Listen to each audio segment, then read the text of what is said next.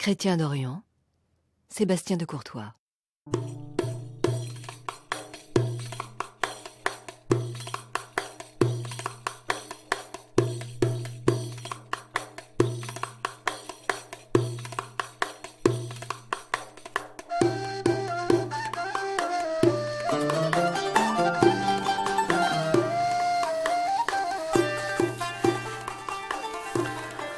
Bonjour, ce matin au micro de France Culture, nous allons partir sur les routes de la soie, en compagnie de Pierre Marson, sinologue, directeur d'études à l'école pratique des hautes études, qui s'est intéressé entre autres, j'allais dire 1000 sujets, mais peut-être pas autant, disons plusieurs sujets liés à l'histoire de la Chine et de l'Asie, à l'épopée extraordinaire des moines nestoriens.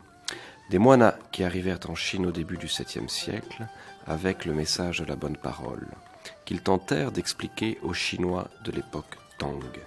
Il n'en reste que très peu de traces archéologiques, quelques rares textes ou bouts de textes réduits à une portion congrue, et pourtant cette rencontre avec la Chine d'une culture mésopotamienne, celle du monde syriaque, reste un événement considérable dont nous ne savons hélas que peu de choses encore.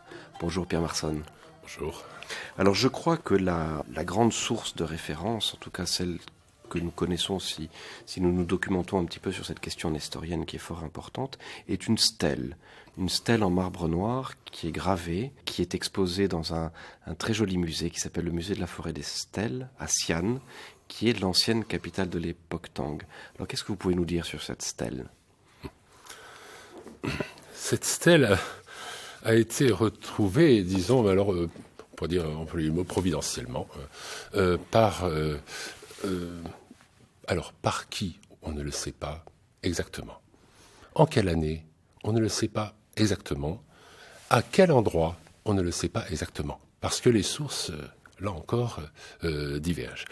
Elle a été retrouvée entre 1623 et 1625, dont certaines sources disent à Xi'an, d'autres disent plus loin, à 70 kilomètres à l'ouest de Xi'an, là où il y avait ce qui autrefois avait été d'ailleurs un temple chrétien, pourrions-nous dire, enfin une église, un monastère. Cette stèle a été retrouvée, je disais tout à l'heure, providentiellement. Pourquoi ? Parce que c'est quelques années après l'arrivée des jésuites en Chine, à la fin de la dynastie Ming. La dynastie Ming finit officiellement en 1644, mais dans le nord de la Chine, elle finit plus tôt. Les Mandchous commencent à occuper le nord de la Chine. Et c'est l'époque assez bien connue, assez bien documentée, de l'arrivée des jésuites qui vont tenter de convaincre les empereurs chinois, enfin les empereurs mandchous qui gouvernent la Chine pendant 3 siècles, qui vont essayer de les convaincre par tous les moyens, notamment par la science européenne qu'ils apportent, de la vérité de la religion catholique. Donc les missionnaires arrivent et quelques années plus tard, autour de 1623, on trouve cette stèle. Cette stèle, comme vous l'avez dit, c'est une stèle de 2 ou 3 mètres de haut. Et évidemment, ça a tout de suite induit le doute dans les esprits. Il y a eu beaucoup de critiques, beaucoup de débats. Elle a fait couler énormément d'encre. Même Voltaire en a parlé ensuite. Cette stèle proclame la reconnaissance de la légitimité au christianisme à s'établir en Chine. Elle est datée de 781, donc de nombreux siècles avant. Et donc, forcément, beaucoup de gens ont dit, mais ça, c'est pas possible, c'est trop beau, ça doit être un faux. Mais toutes les expertises sont quand même d'accord que cette stèle est vraiment authentique. On n'arrive pas à en mettre l'authenticité en cause. Donc cette stèle est authentique. Elle est datée de 781. Donc c'est à peu près aux 2/3 de la dynastie Tang dont on risque de reparler pendant ces minutes qui suivent. Donc la dynastie Tang qui commence en 618 et qui officiellement finit en 907. Donc une dynastie qui a quand même représenté 3 siècles de l'histoire de la Chine et qui a durant laquelle la Chine était particulièrement grande, large, et s'étendait jusqu'aux portes de l'Asie centrale. Alors une dynastie qui a beaucoup marqué l'histoire de la Chine, je crois, et qui est toujours une référence pour son prestige. C'est un peu une sorte d'âge classique, peut-être un âge d'or pour l'histoire chinoise. Oui, nous n'allons pas maintenant rentrer dans les détails parce que ces 3 siècles sont extrêmement compliqués.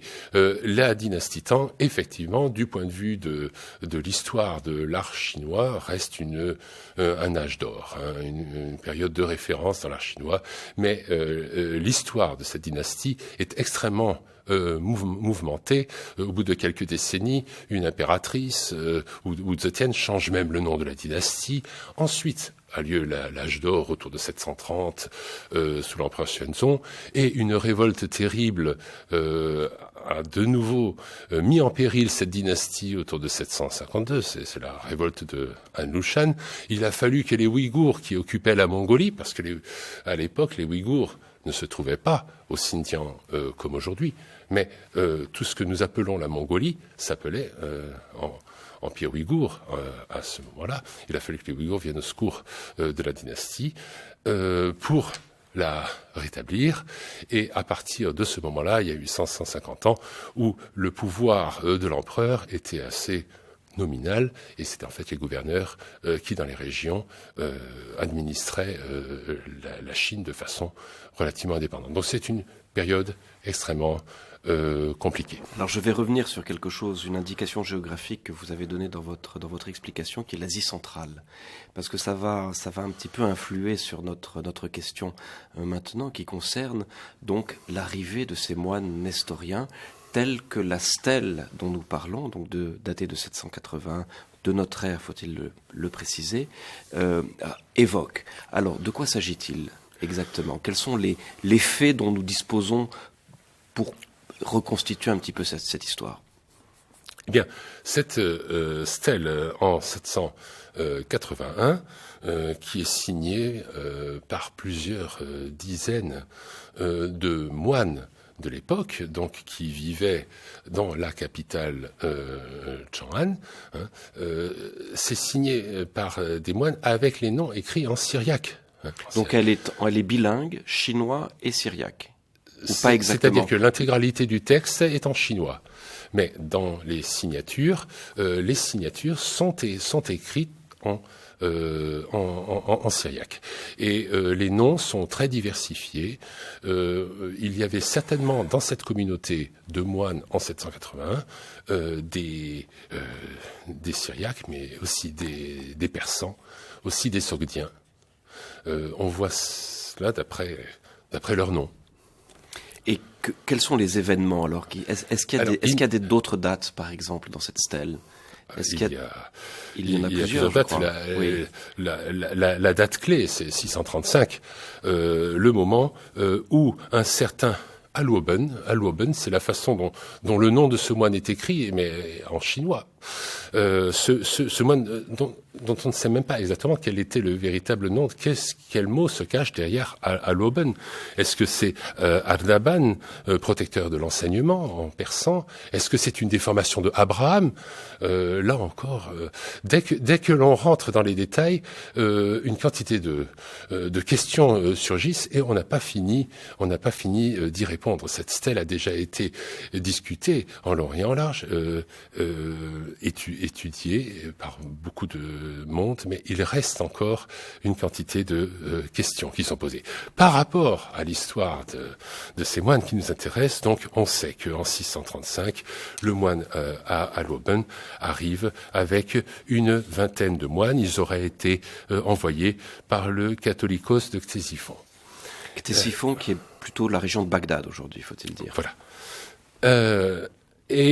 On sait que donc 3 ans après, un édit impérial autorise le christianisme à s'établir dans la ville de Chang'an de l'époque, donc Xi'an d'aujourd'hui. Donc un édit impérial. C'est-à-dire que dès qu'une nouvelle communauté arrive en Chine, traditionnellement, l'empereur doit contrôler la religion d'une façon ou d'une autre. Et dès qu'une communauté commence à se former, les fonctionnaires font remonter l'information à la cour, et si cette communauté a une certaine importance, en général, le chef est convoqué par l'empereur. C'est une façon pour l'empereur de se renseigner un petit peu sur la doctrine, mais ça, il est déjà informé. C'est surtout un geste, de soumission, pour que tout le monde sache bien que l'empereur va lui donner un certain pouvoir, va lui permettre de construire des temples, et que en retour, le religieux est soumis à l'empereur et priera pour l'empereur. Donc là, on voit que 3 ans après l'arrivée de ces moines, un premier édit impérial autorise la présence de cette religion dans la capitale, et en même temps, l'édit demande que les textes de cette religion soient traduits en chinois. Alors, nous n'avons pas aucun document qui nous prouve que les évangiles auraient été traduits, mais on a retrouvé dans les fameux documents de Dunhuang donc qui se trouve sur la route de l'Asie centrale. Le début de la route de la soie. Le début de la route de la soie, où on a retrouvé une mine de documents. Paul Pelliot. Voilà, vous pouvez parler de ce personnage fantastique. Au début du XXe siècle. Qui a ramené beaucoup de choses d'ailleurs pour la Bibliothèque nationale. Et nous conservons à Paris une quantité raisonnable, même très importante de ces documents, soigneusement sélectionnés par ce génie qui était Paul Pelliot. Sur lesquels on continue à travailler, je pense, non ? Et sur lesquels on a encore à travailler pendant de nombreuses décennies, et qui lui-même a dû trier dans cette masse énorme de documents ce qui lui semblait le plus intéressant. Donc peut-être des documents chrétiens. Dans ces documents, on a retrouvé un certain nombre de documents qui certainement étaient chrétiens, des documents très difficiles à lire parce que les moines se sont trouvés confrontés à la nécessité de traduire en chinois des choses pour lesquelles il n'y avait pas de mots en chinois. Au début, il semble avoir même utilisé le mot Bouddha pour dire Dieu, parce qu'il ne savait même pas comment traduire le mot Dieu en chinois. C'est très difficile de trouver l'équivalent. Et donc, on a comme ça un certain nombre de documents qui existent, qui sont travaillés, mais dont on n'a pas encore fini d'éclaircir tous les mystères, et qui, très étrangement d'ailleurs, ont été en bonne partie mis à la fin du canon bouddhique édité par les Japonais au début du XXe siècle. C'est-à-dire que les Japonais auraient utilisé des formules venant de cette cristallisation. Au début du XXe siècle, sous l'ère Taisho, au Japon, on a compilé le Daizokyo, le Tripitaka chinois, et à la fin, en annexe, ils ont mis ces documents de Dunhuang, des documents chrétiens, mais dont il est vraiment difficile de percevoir la substance chrétienne. Il faut vraiment arriver derrière ces mots chinois à reconnaître une affirmation de la Trinité. Mais à l'évidence, ce sont quand même des documents chrétiens. C'est très étonnant. Pierre Marson, revenons sur le contenu de cette stèle. Est-ce qu'il y a des mots liés à la théologie ? Est-ce qu'il y a une définition théologique justement de cet essai de traduction du vocabulaire chrétien par rapport à des images qui pourraient être comprises par les Chinois ? Est-ce qu'on ne parle pas de lumière à un moment, ou de religion radieuse ? Ah oui, la religion chrétienne est définie comme la religion brillante, la religion de la lumière, la religion Jing Jiao. Jing, c'est quelque chose de brillant. Mais là encore, vous voyez combien il est difficile, à partir de simplement brillant, lumineux, d'arriver au mot chrétien. Et c'est l'ensemble de la doctrine qui est exposé avec le même décalage. Donc c'est ça qui rend difficile l'interprétation de toutes les notions théologiques qui voudraient passer à travers la stèle. Parce que, se trouvant dans l'incapacité de traduire du syriaque en chinois, les moines ont certainement essayé de trouver des équivalents dans la culture chinoise. C'est pour ça qu'on a dans la stèle un certain nombre d'expressions qui se rapprochent plutôt du taoïsme ou du bouddhisme, de Lao Tzu, pour essayer de rendre compte on n'est pas du tout dans la démarche de Matteo Ricci qui essaiera vraiment de rendre en chinois dans son Tianzhu Shi le véritable sens du Dieu chrétien, qui essaiera vraiment de coller avec précision entre le chinois et le latin, puisque c'était sa référence. Ici, les moines essayent vraiment de transposer entre le syriaque et la langue chinoise une idée théologique. Donc, en fait, ce qui est le plus intéressant dans la stèle, ce sont les quelques notions historiques, les quelques éléments historiques qu'elle nous fournit. Elle nous apprend, par exemple... Il y a d'autres dates Oui, absolument. Elle nous apprend que, donc, 20 ans plus tard, enfin, entre 650 et 683, sous le règne de l'empereur Gaozong, est autorisée la création d'églises dans toutes les préfectures. Or, à l'époque, dans la Chine des Tang, il y a 360 préfectures. Et quand on recoupe les éléments que l'on peut avoir au détour de certains textes, on pourrait mentionner une dizaine de lieux dans lesquels on est sûr qu'il a existé des bosses, c'est-à-dire des églises persanes, des temples persans. C'était la façon dont on désignait les églises syriaques en Chine sous la dynastie Tang. Ce qui serait peut-être lié finalement à l'origine de ces moines, c'est-à-dire des Ils venaient venant de Perse. De Perse. Maintenant, avaient-ils commencé leur chemin plutôt avant la Perse? Ce n'est pas impossible. À l'époque, les Persans étaient plutôt alliés, je crois, des Tang. C'était des pays frontaliers, des empires frontaliers, et ça se côtoyait, disons, ça se côtoyait, on s'offrait des cadeaux, et quand la cour chinoise recevait un cadeau, elle notait cela comme un tribut. Et dès qu'un pays étranger lui apportait un cadeau, elle dit « le pays étranger m'a apporté un tribut ». Il n'était pas sûr que dans l'esprit de celui qui a apporté les cadeaux, ce soit forcément dans un esprit de vassalité que la démarche aurait été faite. Mais c'est comme cela que on retrouve les choses mentionnées dans les annales chinoises. Donc, il est difficilement imaginable que 20 ans, 30 ans après l'arrivée de ces moines, dans chacune des 360 préfectures, il y ait déjà un clergé syriaque. Ça semble un peu... D'ailleurs, la stèle ne l'affirme pas très clairement. Elle dit que l'empereur autorise la création de temples dans toutes ces préfectures. Alors, il est sûr que dans un certain nombre de ces préfectures, on estime que peut-être raisonnablement 10% de ces préfectures, il y avait réellement un temple, un monastère syriaque. Jusqu'à quand dure cette partie nestorienne, cette période nestorienne? Jusqu'à la fin des Tang, où il y a une persécution, je crois, qui est indiquée? Oui, la stèle indique aussi l'arrivée de certains moines, notamment en 744, un évêque qui s'appellerait Diruo, qui aurait célébré un office religieux dans le Xinqiangong, c'est-à-dire c'est un temple qui est un palais qui est au cœur du palais impérial.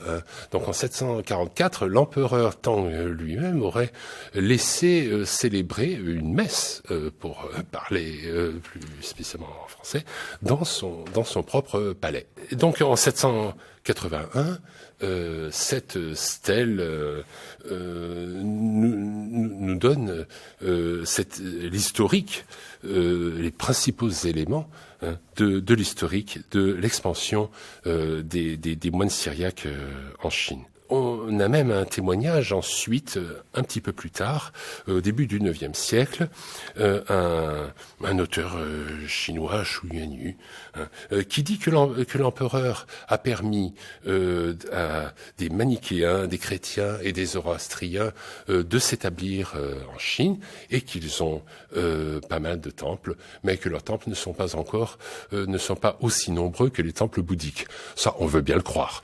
S'il y avait eu comparaison possible, on aurait eu plus de documents qui nous l'auraient affirmé, mais toujours est-il que ce petit détail pris au détour d'un texte nous montre que certainement les temples chrétiens se sont largement établis à l'intérieur de la Chine. Cela ne veut pas dire qu'ils aient drainé des foules. Nous n'avons aucune idée du nombre de chrétiens, non seulement du nombre de temples, mais du nombre de chrétiens qui pouvaient tourner autour de ces temples. Toujours. Ah oui, il y a aussi quelque chose qu'il faut quand même signaler, c'est que nous avons. Nous ne sommes pas ici uniquement dans l'étude de vieux textes, mais l'archéologie nous fournit régulièrement de nouvelles découvertes. Et c'est en 2006 qu'on a retrouvé à Luoyang une colonne gravée par un prêtre nestorien, sogdien, qui témoigne de l'achat que lui et son oncle et son frère avaient fait pour l'achat d'un terrain pour enterrer sa mère. Et ça, c'est une stèle qui date de 815. Et nous sommes sûrs qu'elle est chrétienne, cette stèle ? Oui, parce que nous savons que ça a été, nous savons qu'il s'agit d'un prêtre nestorien. Ça se dit. Donc ça, c'est une découverte tout à fait récente, et on peut tout à fait légitimement penser que dans l'avenir, nous aurons encore pas mal de surprises. Il nous reste très peu de temps.